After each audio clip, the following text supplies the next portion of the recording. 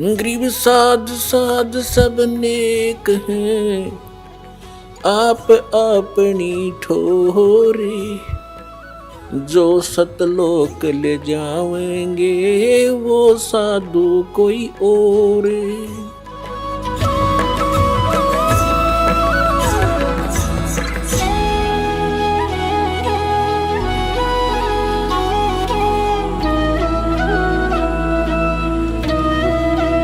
तो पुण्यात्माओं, हम भगवान को छोड़कर अपनी दुर्बुद्धि के कारण जो गलतियां करते हैं वो हमें हानि करती है, लाभ नहीं। और अब रही बात, उसको इतना विश्वास हो गया, फिर तो माया वापस हटता है इंसान जब इसकी सच्चाई का पता लगता है। तो पुण्यात्माओं, परमात्मा साथ है तो माया तो उसकी छाया की तरह साथ रहेगी आपके, यहाँ कमी नहीं रहने देगा आपको। ये समर्थ शक्ति है।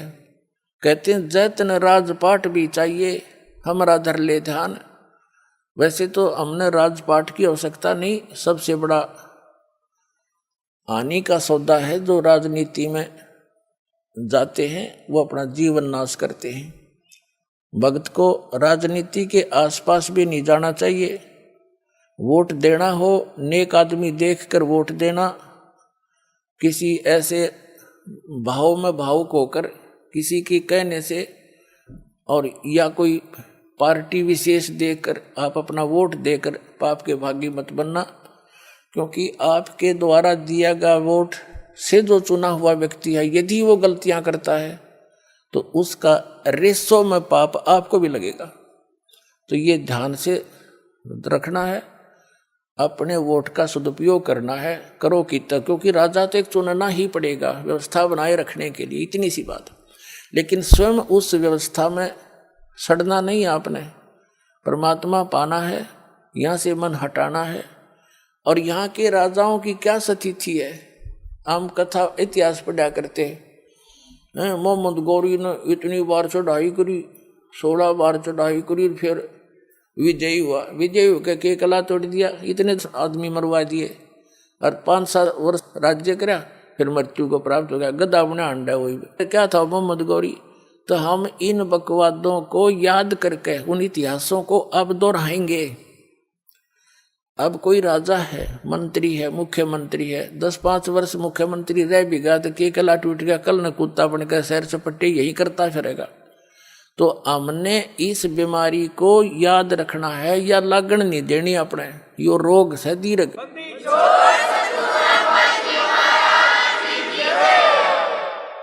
अब जैसे क्या याद दिलाते परमात्मा, सर्व सोने की लंका थी वो रावण से रणधीरम, एक पलक में राज विराजी जम के पड़े जंजीरम, मन तू सुख के सागर बस रे भाई और न ऐसा यस रे। जैसे कोई अच्छा राजनेता हुआ है और उसकी मृत्यु के उपरांत उसकी यादगार में उसका स्टेच्यू बना दिया, मूर्ति कोई पत्थर पीतल की।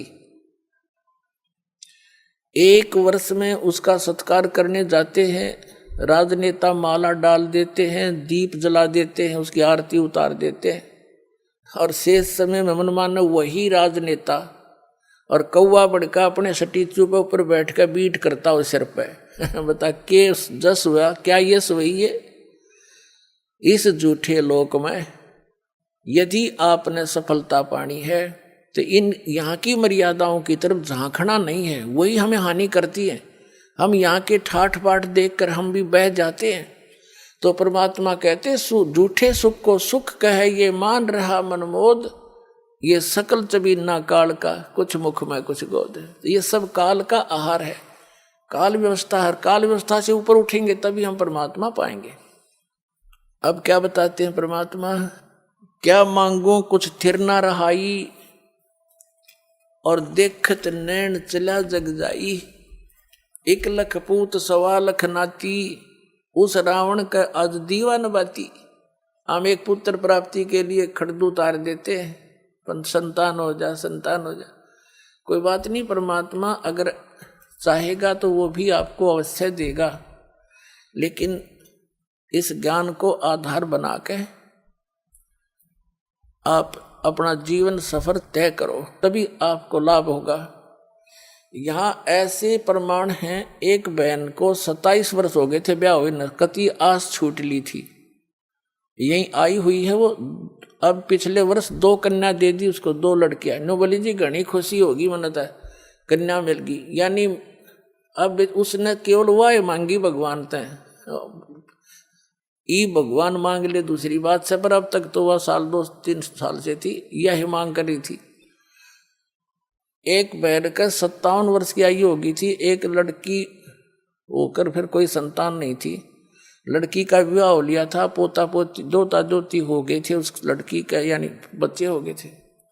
उसके बाद उसने नाम लिया, यह डिमांड रटलाई रखी, 57 साल की उम्र में लड़का दे दिया भगवान ने। अगले तो ये खिलौना मांगा।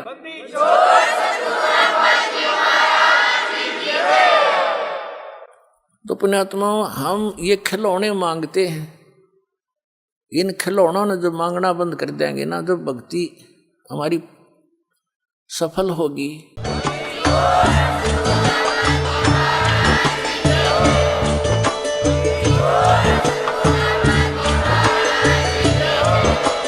आप सुन रहे थे जगत गुरु तत्वदर्शी संत रामपाल जी महाराज जी के मंगल प्रवचन। अधिक जानकारी के लिए विजिट कीजिए हमारी वेबसाइट www.jagatgururampalji.org। संत रामपाल जी महाराज जी के शुभ आशीर्वाद से पूरे विश्व भर में 500 से भी ज्यादा नाम दीक्षा केंद्र हैं, जिन पर संत रामपाल जी महाराज जी द्वारा ऑनलाइन निशुल्क नाम दीक्षा दी जा रही है। अपने नजदीकी नाम दीक्षा केंद्र का पता करने के लिए संपर्क करें 8222880541।